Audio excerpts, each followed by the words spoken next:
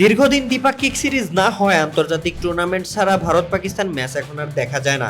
সাম্প্রতিক সামরিক উত্তেজনার কারণে আসন্ন এশিয়া কাপে তাদের মুখোমুখি হওয়া নিয়েও অনিশ্চয়তা দেখা দিয়েছিল। তবে সব জল্পনার অবসান ঘটিয়ে এবারে এশিয়া কাপে একই গ্রুপে রাখা হয়েছে চির প্রতিদ্বন্দ্বী দুই দলকে। আর তাতেই দুই দেশের জনগণ ও সাবেক প্লেয়াররা চটেছেন এই সিদ্ধান্তে।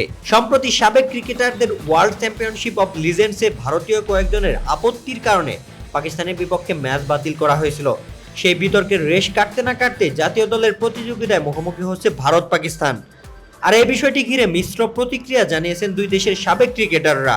সাবেক ভারতীয় অধিনায়ক মোহাম্মদ আজহারউদ্দিন মনে করেন দ্বিপাক্ষিক সম্পর্ক না থাকলে আন্তর্জাতিক মঞ্চেও মুখোমুখি হওয়া উচিত নয়। তবে এসব সিদ্ধান্ত পুরোপুরি সরকারের উপর নির্ভর করে বলে মন্তব্য করেন তিনি। এদিকে পাকিস্তানের সাবেক স্পিনার দানেশ কানেরিয়া প্রশ্ন তুলেছেন ভারতীয়দের অবস্থান নিয়ে। টুইটারে তিনি লিখেছেন, লিজেন্ডস লিগে খেলা না খেলাকে জাতীয় দায়িত্ব বলা হলেও এশিয়া কাপে পাকিস্তানের বিপক্ষের ম্যাচে তেমন কোনো আপত্তি নেই, যা তিনি দ্বিচারিতা হিসাবে উল্লেখ করেছেন। অন্যদিকে ভারতের সাবেক পেসার শ্রীশান্ত সরাসরি পাকিস্তানের বিপক্ষে ম্যাচ বাতিলের দাবি জানিয়েছেন। তার ভাষায়, দেশ আগে, ক্রিকেট নয়। ভারত পাকিস্তানের ম্যাচ মানেই টান টান উত্তেজনা, গ্যালারি ভরা দর্শক আর দুই দলের প্লেয়ারদের ব্যাট ও বল হাতে ফাইট, সব মিলিয়ে ক্রিকেটের এল ক্লাসিকো ম্যাচ।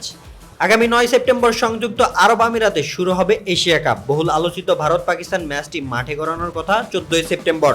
তবে এখনো সংশয়, সাবেক ক্রিকেটারদের সমালোচনার তোপে বিসিসিআই কি ফের বেঁকে বসবে, নাকি সবকিছু ভুলে ক্রিকেটীয় চিন্তা থেকে এশিয়া কাপে পাকিস্তানের বিপক্ষে ম্যাচ খেলবে।